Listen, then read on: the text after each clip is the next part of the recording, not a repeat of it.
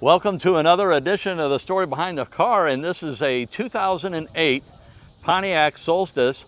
We're with Mark, and we're at a car show. Mark just rolled in, and we were talking, and what a cool car, Mark. How long have you had it? About 4 years now, I think. Yeah? Had one before this for about 5 years, sold it, regretted it, and then finally found another one for a fun car. And you said when you sold your other, you bought a Miata. Well, yeah, after a while, because it was cheap. Okay. And we thought it's a two-seat convertible, but yeah, it's just not the same. It wasn't nearly as much fun to drive. Yes. And you said you're retired, and when you used to drive it on the Sundays, and now you drive it every day. Every day Sunday, yeah. Or Saturday or whatever. Yeah. You went and bought tomatoes yesterday. Yep. And peaches and a cantaloupe, and of course you can't put them in the trunk because the trunk gets so hot because that's where the exhaust is right under there. But okay, the wife puts them under her legs, and away we go. I got to ask. I see back to blue. Were you a police officer? My son's a police sergeant. Oh, is he? Yeah. And so I've always been a big backer of the police. Yeah. I'm not sure where that he decided to become a police officer, but we're proud that he did. And where is he an officer? Creve Coeur. Okay. Oh, right here. We're at Creve Coeur Park. Yeah. And what is your favorite feature of the car, Mark? I think the engine. Yeah. Well, do you mind popping the hood so we can take a look? And when you say the engine, what is it about the engine that you... That's a turbo, and I can't find the handle. Hold on, there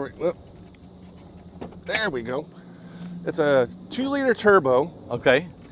At the time, I'm assuming it was just American cars. It had the most horsepower per cubic inch of any American car.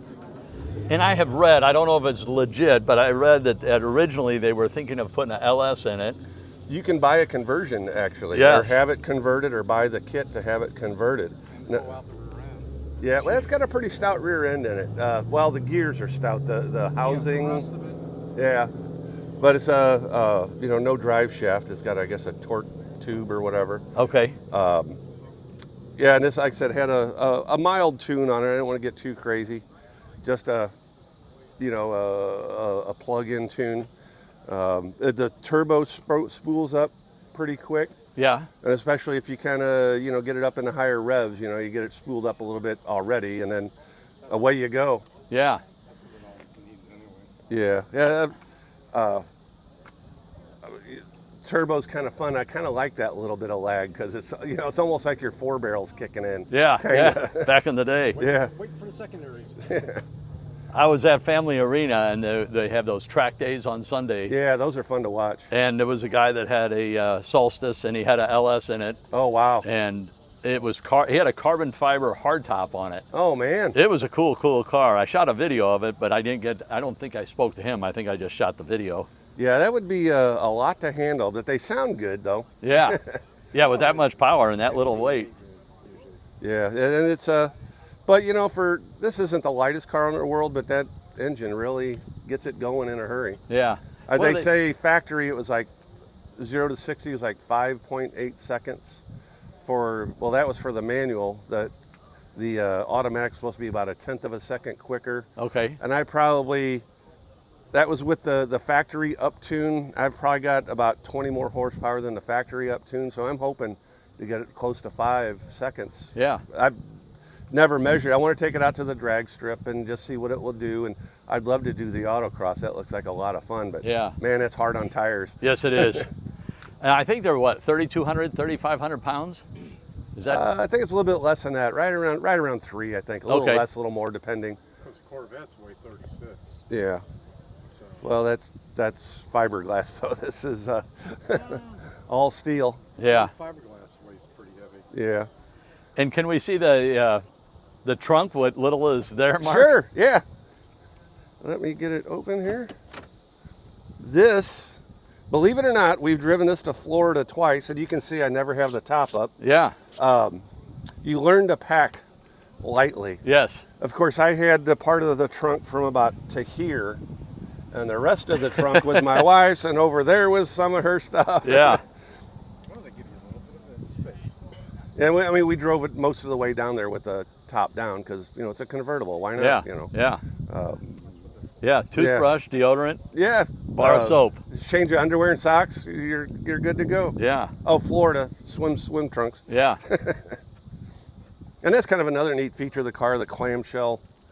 yes. That draws a lot of attention. People go, wow, you know, they stand around the back wanting you to open the trunk, and then no, this way. Yeah.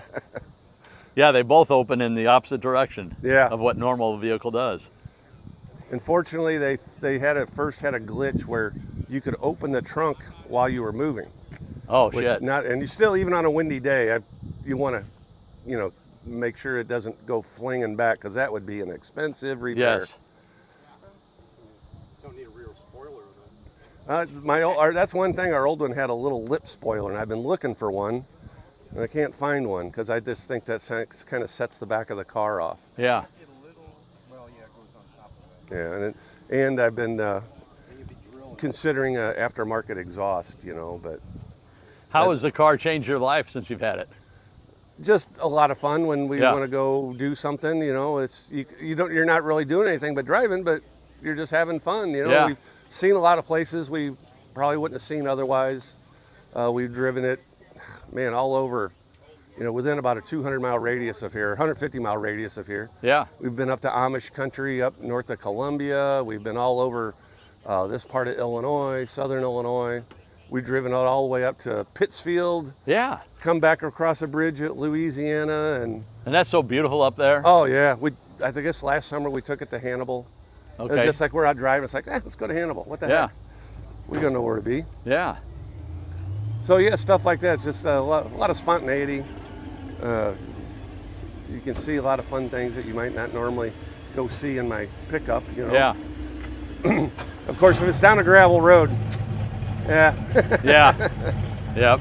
It's not that. I just don't like getting it that dirty. Last summer we drove it down to Tower Rock in the Mississippi River down by Cape Girardeau. Yeah, because the river was low. Yeah.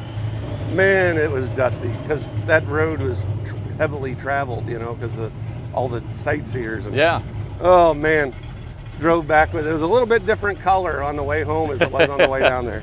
Yeah, Lewis and Clark stopped at Tower Rock Yeah. and wrote about it in their journals. Yeah, Yeah. it's kind of neat just being able to walk right up to it Yeah. and touch it, you know. And then there's some people were climbing up to the top, which is not in my cup of tea anymore. No, it looks like it's rather tall. Yeah.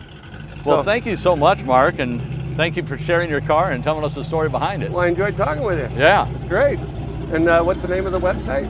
it's the story behind the car. And that's on YouTube, right? It is. All right, well, I'll Yes. look for it. Yeah, thank you so much. Well, thank you, Tom.